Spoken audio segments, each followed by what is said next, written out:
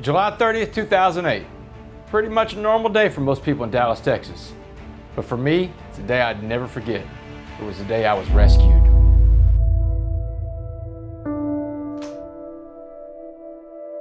So I'm sitting around this little rundown apartment where I live in Dallas, and I've got my meth dealer, a guy named Tex, sitting next to me. And as we're smoking this glass pipe full of meth, passing it back and forth, I tell Tex, man, Tex, I think the end is near. I think the cops are gonna come get me pretty soon. The guy I've been doing these burglaries with, my partner in crime, had just been arrested. And I know it's a matter of time before they get me. And just about that time, I hear a window shatter off to my right. Down on the ground! Right. And tumbling across my living room floor, I see this little canister. And it registers in my mind what's going on. And it's almost like a slow motion reel from a movie as I get up to go look at this canister, and then bam!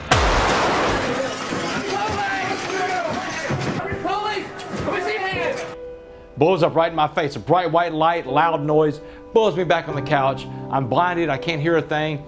And when I came to, this cop in full SWAT riot gear, he's got his boot on my chest and the barrel of a machine gun digging in my eye socket. And he's screaming at me, don't move, don't move.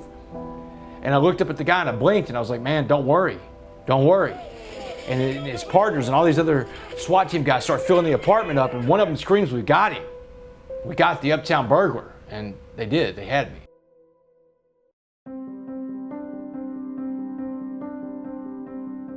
After 6 days of trial, they sent me out of the courtroom for the jury to make their decision on my punishment. The bailiff came back to get me and said they've made a decision. 10 minutes we're talking. I get back into the courtroom, Judge Snipes gavels the court back in and reads my verdict. Damon Joseph West, you are hereby sentenced to 65 years in the Texas Department of Criminal Justice. And the sentence took my breath away. I could hear my mom gasp in the gallery on the first row where they've been sitting for the last 6 days. And immediately when the trial was over, the bailiffs come, they grabbed me, they handcuffed me, put my arms behind my back and shoved me out of the courtroom and off to the side, this little room with, there's a bulletproof glass between me and whoever's gonna walk through that door next.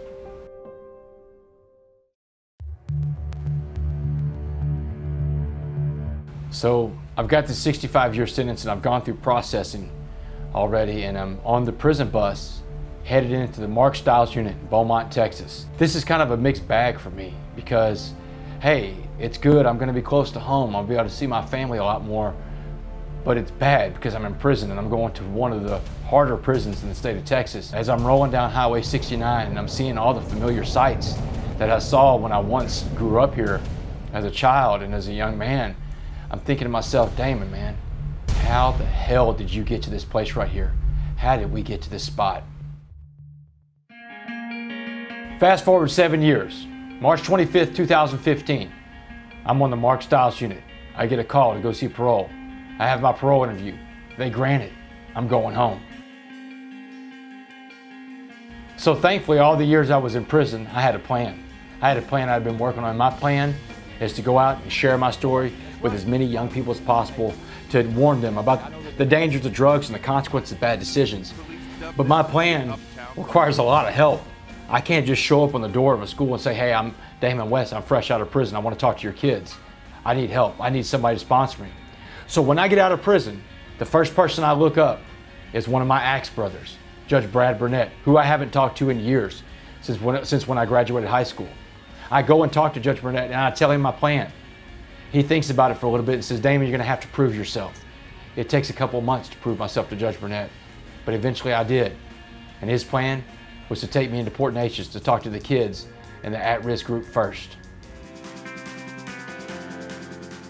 No one ever gets to where they are in life on their own. It just doesn't happen. People have help along the way, and I've had a lot of help. God has opened a lot of doors for me. Along the way, for me to be successful and for me to be able to go and share my story with as many people as possible, it was gonna take more than just Judge Burnett. It was gonna take Marcelo Malfino. It was gonna take Chris Kirchmer at the Provost Humphrey Law Firm to give me a chance, give me a job. It was gonna take Chief Singletary to believe in me, to have faith in me like he did with that letter he wrote. It was gonna take a guy like Joe Torres to believe in me and say, hey, you know what, I'd like to go into the prisons with you to spread your message. It was gonna take so many people from so many different walks of life, educators, people in the church, people in the community, from everywhere in the community to say, hey, you know what, Damon West, come on and share your story with these kids. These kids need to hear it too. And eventually, the college football program started calling. These key people that are in my life now have played a huge role in this second chance, this story of redemption that I have to tell. And without them, I wouldn't be here today.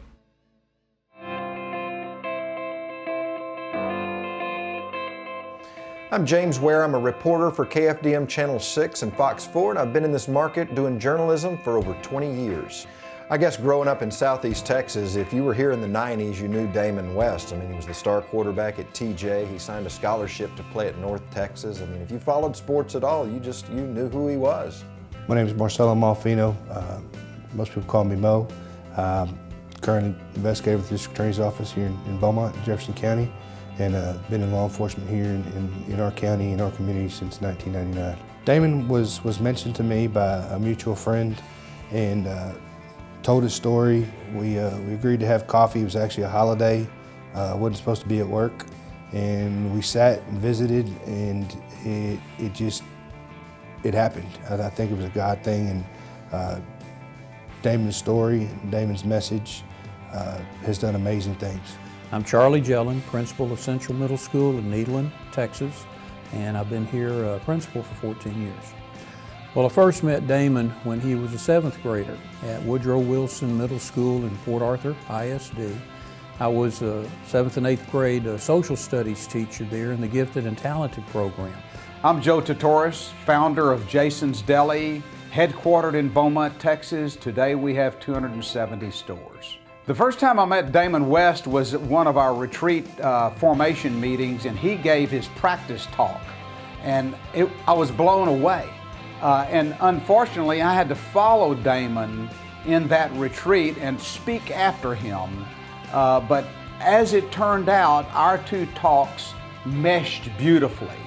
And since that moment, Damon has become a close friend of mine. I'm Chris Kirschmer. I'm a lawyer at Provost Humphrey, and I hired Damon West right out of prison. When Damon first came to see me, I had set up the interview following a call from our HR person saying that she had somebody.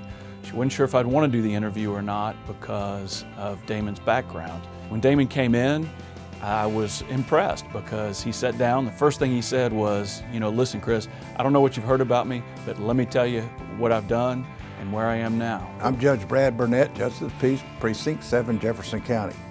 I've been a Justice of the Peace. Coming up in January, it'll be 16 years. I met Damon West when he was a high school football star in Port Arthur, Texas. And of course, I knew his dad, Bob West, famous sports writer. Damon went on, became a college football hero, and had a great life, a great family. My name is Jim Singletary. I'm the Chief of Police of the Beaumont Police Department. I've been the chief now for 6 years. I've been in law enforcement over 46 years. I went to school with Damon's dad, Lamar, 100 years ago. I was playing on the golf team and he was playing golf, and so I've known Bob West a long time. And he called me several years ago and told me that his son had gotten arrested. I remember hearing the news of Damon being arrested. Another arrest is made in connection with a string of burglaries in the uptown neighborhood of Dallas. Investigators today announced the arrest of Damon West. A lot of people were talking about it. It was something, here in Southeast Texas, everyone knew who he was and knew his story. And so when you saw him going down that path, it was just hard to swallow. It really, really, really blew my mind to think that somebody who had all of these advantages, all of these things going for him could sink down that low. Unfortunately, that happens a lot in society, and as a longtime educator, I've seen that happen to a lot of kids, but again, you don't think it's going to happen to somebody like Damon. He's been given a second chance, and he has catapulted that and wants to give others second chances. And together, I think that it's a message of hope. It's a message of, hey, this is real. And so I started thinking about what I could do to help this young man who was trying to get it back going the right direction. And that's when I came up with the idea of writing a letter, just a simple one-page thing to the parole board to see if they could see something that was in Damon that we recognize. Everybody's got that spark in them, that spark of goodness. I'm an old middle schooler. We don't give up on anybody, no matter how old they are. Well, I had no idea what kind of impact my letter would be. It's the first time I've ever written a letter for an individual who's been incarcerated.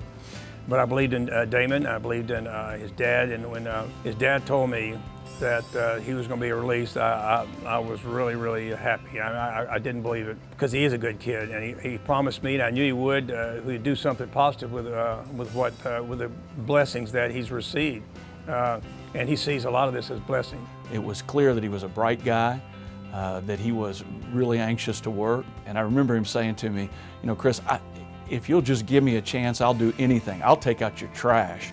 Came in for a second interview, ultimately offered him the job. He came in, he's done great work for us since he's been here. He works hard, he works consistently, he works really well with my clients. The clients love him. They get a lot of inspiration from him. I have 2 letters on my desk right now, and those letters are from students. Each of them say, "Thank you, Judge, for bringing Damon West. Damon West has saved our life." Both of them say that. And I don't know about you, but that's very, very powerful. You know, I had the privilege of going back inside the prison with him for the first time after being released, and it was about 1 year after his release that he got to go back in and share his story about how he would never end up in there again. And he gave those guys hope, is what I saw, and it was really, really interesting watching him talk to those guys and listen to them, and they would come up to me afterwards and say, you know, he gave us hope. For those that don't believe in what's going on, when you have a kid come hand you a bag of drugs after a presentation and ask for help, that's success. That's not reaching someone on a criminal justice level. That's before that happened, someone saying, I have an issue and I need help and no one's going to listen, what can I do? And being able to put that kid in the direction he needed to go. Or, you know, we went to one college and a gang member walks up and hands Damon his gang flag, which is a bandana, a Crip flag, and tells him, my football family is more important than my street family. That's when you realize you've made impact. Well, I've heard his speech, talk, his presentation many times now, and it is very impressive. He does it with total candor. He's just throws himself out there, and very vulnerable, and he's very real. The kids these kids that haven't been there before, they can relate to somebody like him, or the kids that are going through it right now, and the kids are incarcerated.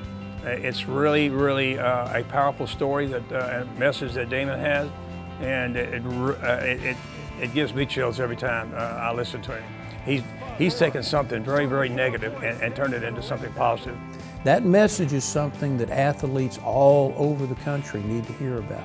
And the fact that he's getting to take it up to the major colleges as well as to the middle schools and elementary schools shows how powerful that message is. Damon's growth in serving these communities and universities, this man works real hard to put together an inspirational talk that always takes the audiences by storm. God is really helping him. He's got faith. He now has family, and he's honest. He's got integrity, and he's so loyal to these kids. As a friend of Damon's, being able to see, you know, that he can feel good about what he's doing and put the negatives of his past behind him is it's great to see.